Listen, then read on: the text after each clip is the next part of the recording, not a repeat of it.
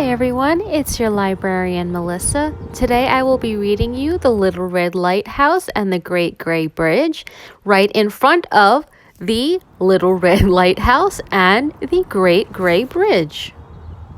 And there's the Gray Bridge just like behind me.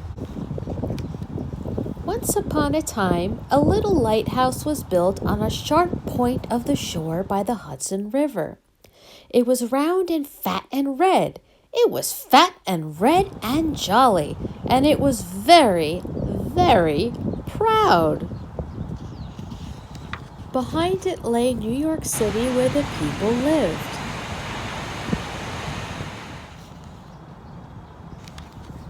Before it sailed the boats on which the people rode. Up and down, sailed the boats. On and on and on rolled the river. All the way from Lake Terre in the clouds, high up in the mountains came the Hudson River. It rolled down the mountains. It rolled and rolled and rolled. It rolled past Albany. It rolled past New York. And it went on forever looking for the sea. Now the boats on the river talked to the Little Red Lighthouse as they passed. Hoot, hoot, hoot! How are you? Said the steamer with its deep, throaty whistle. Salute! Lisped the slender canoe as it slid along the shore. You know, just today I saw a man paddling past the Little Red Lighthouse. I wonder if he also saluted the house. Hello. Chug, chug, chug, cheerio, called the fat black tug as it puffed on its way, pulling a load of coal on a barge. By day, the Little Red Lighthouse did not answer. It was quiet when the boats called. It was still. But every night, just at fall of dark, a man came to tend the Little Red Lighthouse. He took out his jingling keys. He unlocked the small red door in its side. He climbed its steep and winding stairs, up to the very top. He took off the thick white cap that let it sleep by day. He turned on the gas with a funny small black key. Up flowed the gas from the 6 red tanks below. Then the Little Red Lighthouse spoke out plainly. Flash! Flash! Flash! 1 second on, 2 seconds off. Look out! Watch me! Danger! Danger! Danger! Watch my rocks! Keep away! Flash! Flash! Flash! It felt big and useful and important. What would the boats do without me, it thought. It felt very, very proud. The boats saw the light and were safe. The boats saw it and they kept to the channel. The boats were grateful to the Little Red Lighthouse.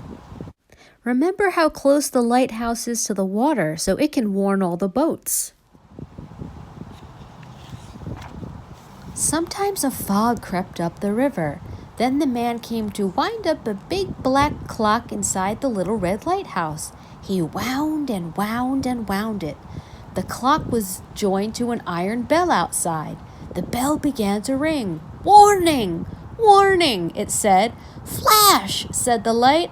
Warning! Said the bell. The Little Red Lighthouse had 2 voices then. Every day it felt bigger and prouder. Why, I am the master of the river, it thought. Then one day a gang of workmen came and began to dig. They dug and dug and dug.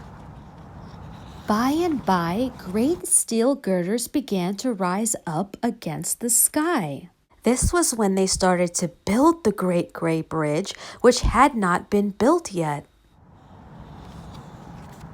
A big group of men were carried over the Hudson on a barge. Across the barge stood 4 great reels, and from each reel there trailed a slender silver line. So that's how they were building the new bridge. All the boats on the river stopped moving. All the nearby boats turned to look. Even the river seemed to be very, very still. So it sounds like all the boats know that something very different is going on. When the men came back, they seemed happy. "The first cables are over," they called. "The catwalk will be open soon." And the other men shouted, "Hurrah!" What do they mean? Thought the Little Red Lighthouse. What are these things called cables that are over? So it sounds like the Little Red Lighthouse was confused because it didn't know what this bridge was that was being built. Now the days and weeks went by. Every night the little lighthouse spoke plainly. Flash! Flash! Flash! Every day it watched this strange new gray thing beside it grow and grow. So they must have been building the bridge little by little. Huge towers seemed to touch the sky. Strong loops of steel swept across the river. How big it was! How wonderful! How powerful! A great gray bridge spanning the Hudson River from shore to shore. But it made the Little Red Lighthouse feel very, very small. But remember how important the lighthouse felt before? Then one night, a great beam of light flashed from the top of the nearest gray tower. Flash! Turn! Flash! Uh-oh, but remember, it used to be the Little Red Lighthouse that flashed its light to warn the boats. Now I am needed no longer, thought the Little Red Lighthouse. My light is so little and this one's so big. Perhaps they will give me up. Perhaps they will tear me down. Perhaps they will forget to turn my light on. That night it stood waiting and waiting. The night grew darker and darker. Why did the man not come? The Little Red Lighthouse could neither speak nor shine. Oh no, the lighthouse didn't feel important anymore. Then in the middle of the night there came a storm. The wind moaned. The waves beat against the shore. A thick fog crept over the river and tried to clutch the boats one by one. The fat black tug was just coming back from Albany. It was caught and blinded by the fog. It looked for the Little Red Lighthouse, but it could not find it. It listened for the bell, but it could not hear it. So thick the fog was, it could not see the flashing light high up from the great gray bridge. Crash! Crash! Crash! The fat black tug ran upon the rocks and lay wrecked and broken. Then the gray great bridge called to the lighthouse, "Little brother, where is your light?" "Am I a brother of yours, bridge?" wondered the lighthouse. "Your light was so bright that I thought mine was needed no more." "I called to the airplanes," cried the bridge. "I flashed to the ships of the air, but you are still the master of the river. Quick, let your light shine again. Each to his own place, little brother." So the Little Red Lighthouse tried to shine once more, but though it tried and tried and tried, it could not turn itself on. "This is the end of me," it thought. "This is really the end. My man will not come. I cannot turn myself on. Very likely I shall never shine again." Dark and silent it stood, and it was very, very sad.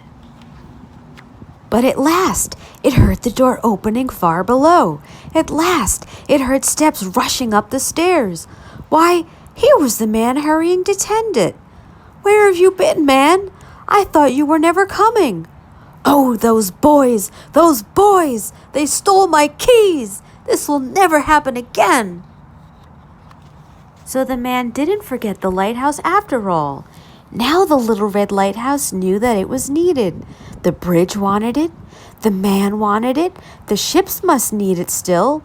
It sent a long, bright, flashing ray out into the night. 1 second on, 2 seconds off. Flash, flash, flash. "Look out! Danger! Watch me!" it called. Soon its bell was booming out too. "Warning! Warning!" it cried.